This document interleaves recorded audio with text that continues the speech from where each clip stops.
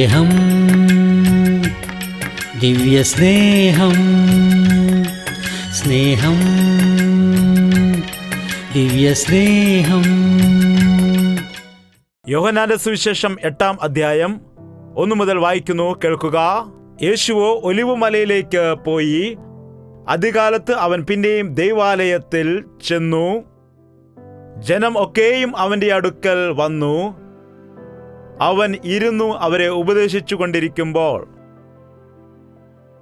7-ാം അധ്യായം 53-ാം വാക്യം വായിക്കുമ്പോൾ, അങ്ങനെ ഓരോരുത്തൻ താന്താന്റെ വീട്ടിൽ പോയി. യേശുവോ ഒലിവുമലയിലേക്ക് പോയി. അതായത് അതിൻ്റെ തലേ രാത്രി അവിടെ മീറ്റിംഗ് നടന്നു. മീറ്റിംഗ് കഴിഞ്ഞിട്ട് എല്ലാവരും അവരുടെ ഭവനത്തിലേക്ക് പോയി. യേശു എവിടേക്കാണ് പോയത്? ഒലിവുമലയിലേക്ക് പോയി. എന്തിനാണ്? പ്രാർത്ഥിക്കുന്നതിനായി. അവൻ പകൽ മുഴുവൻ ശുശ്രൂഷ ചെയ്യുമായിരുന്നു, രാത്രികാലത്ത് പ്രാർത്ഥിക്കുമായിരുന്നു. നമ്മിൽ അനേകം ആളുകളും പൂർണ്ണ മനസ്സോടെ പ്രാർത്ഥിക്കുന്നില്ല. നാം വാക്കുകൾ കൊണ്ട് പ്രാർത്ഥിക്കുന്നുവെങ്കിലും യഥാർത്ഥത്തിൽ ഹൃദയം കൊണ്ട് നാം പ്രാർത്ഥിക്കുന്നില്ല. അതുകൊണ്ട് നമ്മുടെ പ്രശ്നങ്ങൾ പരിഹരിക്കുന്നില്ല, നമ്മുടെ ബന്ധനങ്ങൾ അഴിയുന്നില്ല, നാം ചോദിക്കുന്നത് ലഭിക്കുന്നില്ല. നമ്മെ ഉപദ്രവിക്കുന്നതായ പിശാചിനെ ജയിക്കുവാൻ കഴിയുന്നില്ല. നിങ്ങൾക്ക് എന്തു തന്നെ സംഭവിച്ചാലുമില്ലെങ്കിലും പ്രാർത്ഥിക്കുവാൻ പഠിക്കുക. യേശുക്രിസ്തു ശിഷ്യന്മാരെ പ്രസംഗിക്കുവാനല്ല പഠിപ്പിച്ചത്, ചർച്ചുകൾ പണിയാനല്ല പഠിപ്പിച്ചത്, മറ്റു ഒരു വിഷയങ്ങളുമല്ല അവൻ പഠിപ്പിച്ചത്. എന്താണ് ശിഷ്യന്മാരെ പഠിപ്പിച്ചത്? പ്രാർത്ഥിക്കുവാനാണ് പഠിപ്പിച്ചത്. പ്രാർത്ഥിക്കുന്ന ഭക്തനെ കാണുകയാണെങ്കിൽ പിശാച് ഞെട്ടിവിറയ്ക്കാനിടയാകും. പ്രാർത്ഥിക്കുന്നവരുടെ ഇടയിലേക്ക് പിശാചിന് വരാൻ കഴിയില്ല. പ്രാർത്ഥന ഒരു വേലിയാകുന്നു നമ്മുടെ ജീവിതത്തിലും നമ്മുടെ ഭവനത്തിന് ചുറ്റും. കുടുംബ പ്രാർത്ഥന ചെയ്യുക, മക്കളോട് ചേർന്നിരുന്ന് പ്രാർത്ഥിക്കുക, ഭാര്യയും ഭർത്താവും ഒരുമിച്ച് പ്രാർത്ഥിക്കുക. ഭാര്യയും ഭർത്താവും ഒരുമിച്ച് ഒരുപാട് ജോലികൾ ചെയ്യാറുണ്ട്. ആഹാരം പാകം ചെയ്യും, വഴക്കുണ്ടാക്കും, തല്ലുണ്ടാക്കും, യാത്ര ചെയ്യും, ഒരുമിച്ച് എല്ലാ കാര്യങ്ങളും ചെയ്യും. എന്നാൽ ഭർത്താവിനോട് ഒരുമിച്ച് പ്രാർത്ഥിക്കുന്ന കാര്യത്തിൽ ചിലർക്ക് വളരെ നാണമാണ്. ഭാര്യയോട് ചേർന്ന് പ്രാർത്ഥിക്കുന്നത് വളരെ ബുദ്ധിമുട്ടാണ് ചില ആളുകൾക്ക്. ഒരിക്കലുമല്ല, അത് വലിയൊരു അനുഗ്രഹമാണ്. ഭാര്യയും ഭർത്താവും കരങ്ങൾ കോർത്ത് പിടിച്ച് പ്രാർത്ഥിച്ചാൽ, രണ്ടുപേരും മുഴങ്കാൽ മടക്കി പ്രാർത്ഥിച്ചാൽ, രണ്ടുപേരും ഐക്യതയോടുകൂടി പ്രാർത്ഥിക്കുകയാണെങ്കിൽ മക്കളുടെ ജീവിതത്തിൽ, കുടുംബ ജീവിതത്തിൽ അനുഗ്രഹവും നന്മയും ഉണ്ടാകും.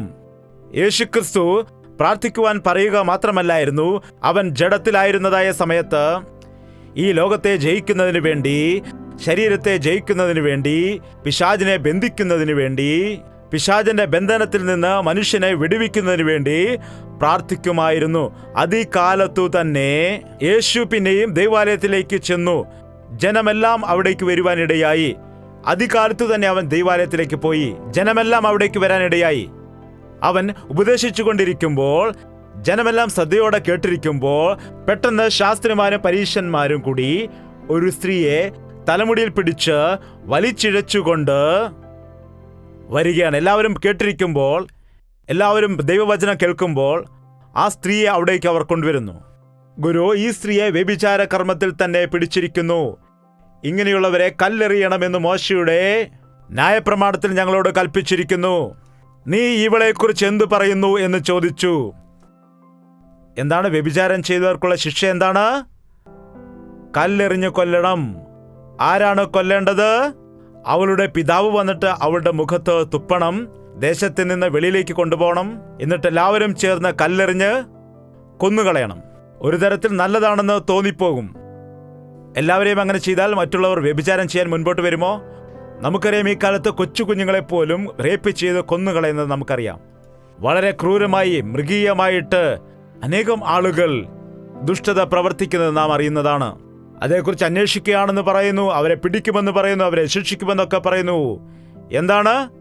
അതിനുള്ളിൽ തന്നെ അനേകം ആളുകൾ ഇതാ വീണ്ടും വീണ്ടും പല പല ഇടങ്ങളിൽ വ്യഭിചാരം വർദ്ധിച്ചുകൊണ്ടേയിരിക്കുന്നു. ഈ കാലത്ത് ഇത് വ്യഭിചാരമുള്ള തലമുറയെന്ന് വിളിക്കപ്പെടുന്നു. മനുഷ്യൻ ചെയ്യുന്ന എല്ലാ പാപങ്ങളും ശരീരത്തിന് വെളിയിൽ ആയിരിക്കുന്നു. എന്നാൽ വ്യഭിചാരം ചെയ്യുന്ന വ്യക്തി, ജാരത്വം ചെയ്യുന്ന വ്യക്തി തന്റെ സ്വന്തം ശരീരത്തിന് വിരോധമായി പാപം ചെയ്യുന്നു. ദൈവം നമുക്ക് ശരീരം നൽകിയത് ദൈവത്തിന് വേണ്ടിയാണ്, എന്നാൽ പിശാചിന് വേണ്ടിയല്ല, വേശ്യകൾക്ക് വേണ്ടിയല്ല, അശുദ്ധീകരിക്കുവാൻ വേണ്ടി അല്ല. ഇവൾ ചെയ്തത് തെറ്റാണ്. തെറ്റാണോ അല്ലയോ? വ്യഭിചാരം ചെയ്തപ്പോൾ പിടിക്കപ്പെട്ടു. ഇപ്പോൾ ഇവളെ കല്ലെറിഞ്ഞ് കൊല്ലണമോ വേണ്ടയോ? കർത്താവിനോട് ചോദിക്കുന്നു. അവനെ പരീക്ഷിക്കാനായിരുന്നു ചോദിച്ചത്.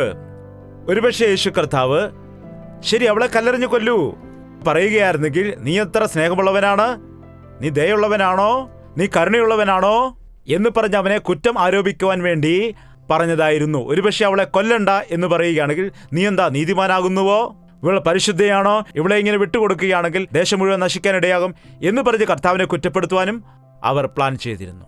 എന്നാൽ കർത്താവ് എന്താണ് പറഞ്ഞത്? കല്ലെറിഞ്ഞ് കൊല്ലുവാൻ പറഞ്ഞോ, കൊല്ലണ്ട എന്ന് പറഞ്ഞോ? എന്താണ് പറഞ്ഞത്? നിങ്ങളിൽ പാപം ഇല്ലാത്തവൻ.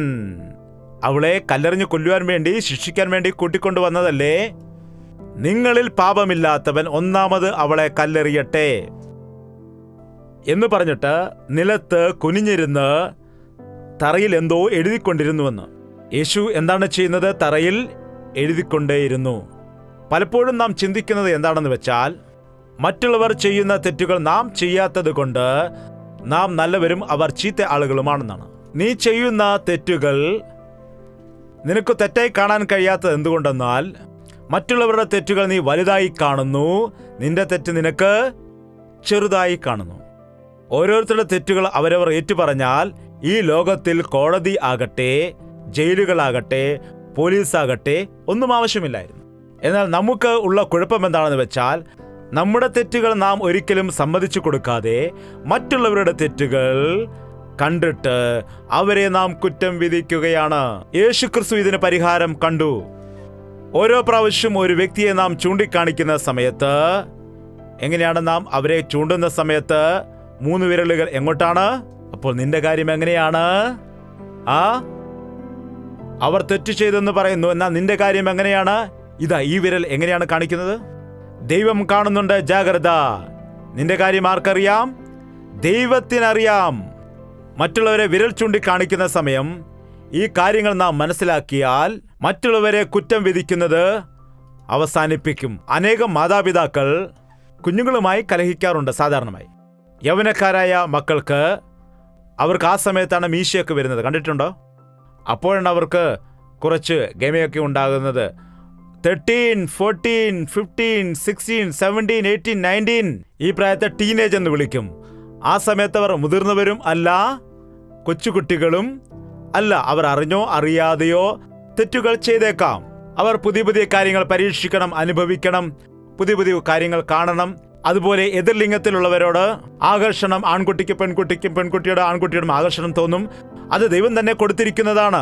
എന്നാൽ അത് ശരിയായ മാർഗത്തിൽ ശരിയായ രീതിയിൽ ഉപയോഗിക്കാത്തത് കൊണ്ട് അവർ തെറ്റായ തീരുമാനങ്ങൾ എടുക്കുന്നതായ സമയത്ത് മാതാപിതാക്കൾ അത് കണ്ടുപിടിച്ചാൽ അവർ എന്താണ് ചെയ്യുന്നത്? നീ ആ പെൺകുട്ടിയോട് സംസാരിക്കുന്നോ?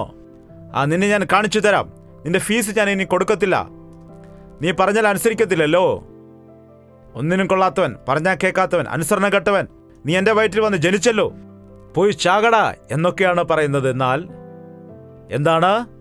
ഒരു തവണ ആ പിതാവ് ചിന്തിക്കുകയാണ്, ഞാൻ 13-14 വയസ്സുണ്ടായിരുന്ന സമയത്ത് ഞാൻ എന്തെല്ലാം അനുസരണക്കേടുകൾ കാട്ടി, ഞാൻ എന്തെല്ലാം നാശമായിരുന്നു അന്നുണ്ടാക്കിയത് എന്നതൊക്കെ മനസ്സിലാക്കി ആ കുട്ടിയെ ഉപദേശിച്ചാൽ എങ്ങനെയായിരിക്കും ഉപദേശം? അവൻ മാറുമോ ഇല്ലയോ?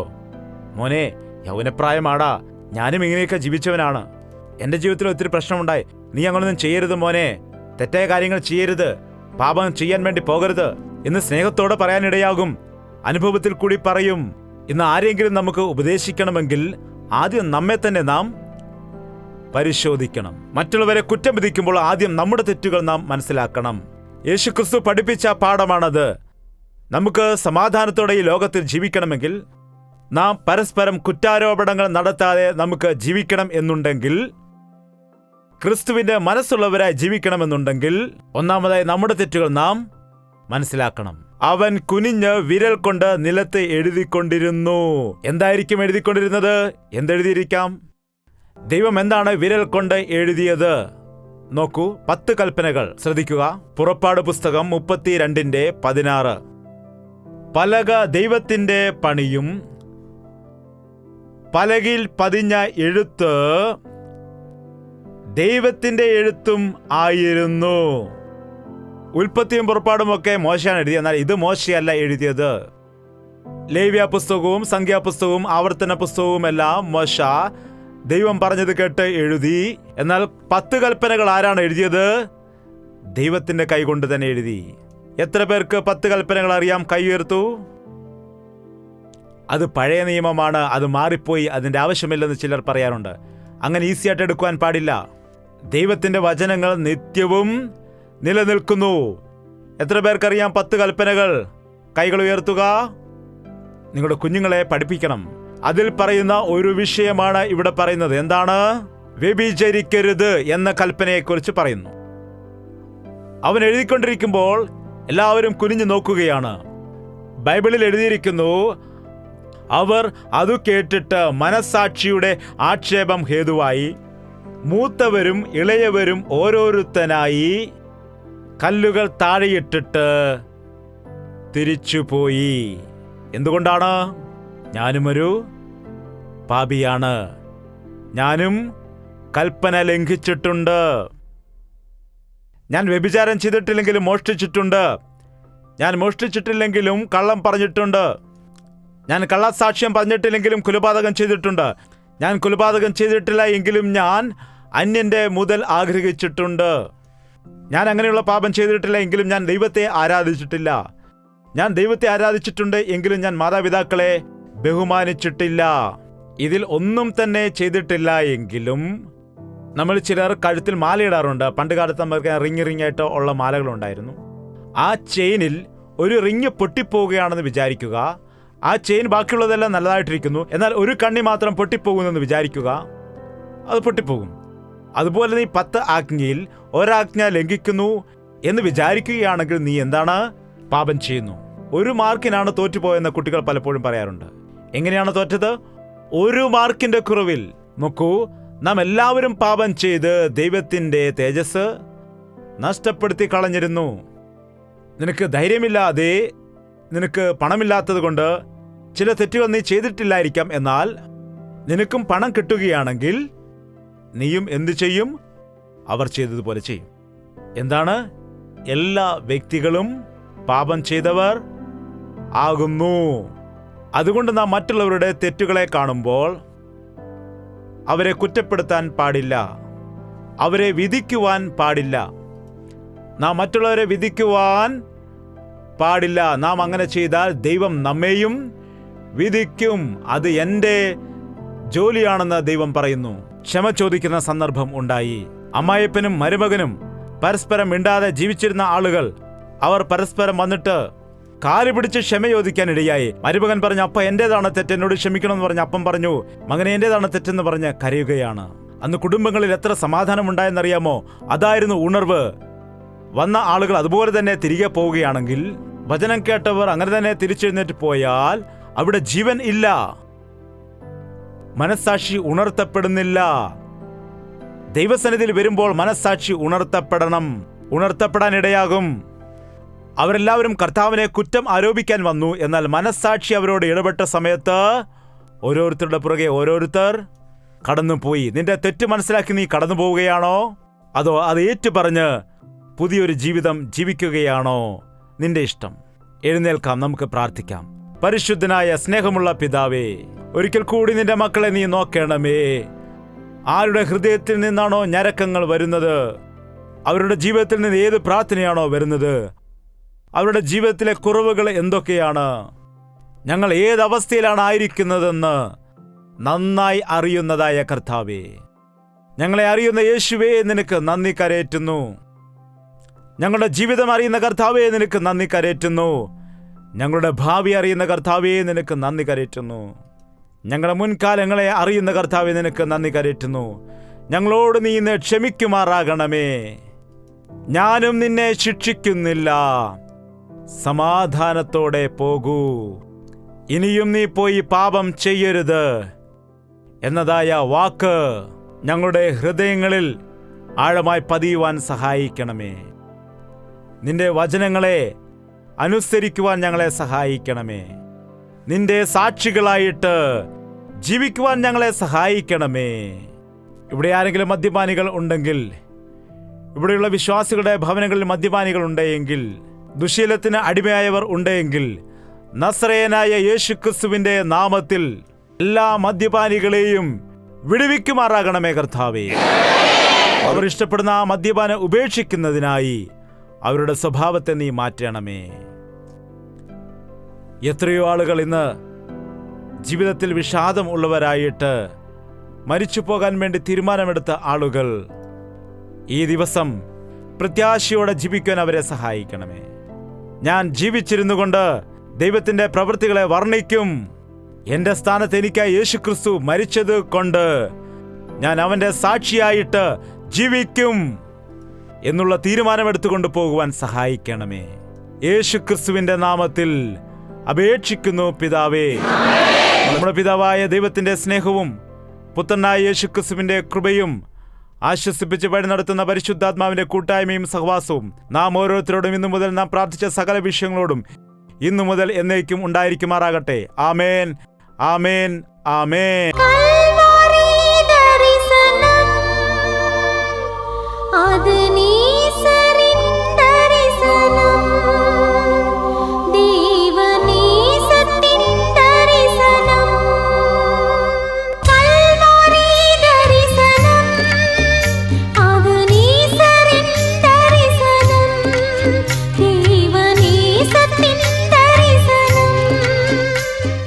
യേശുവേ, യേശുവേ,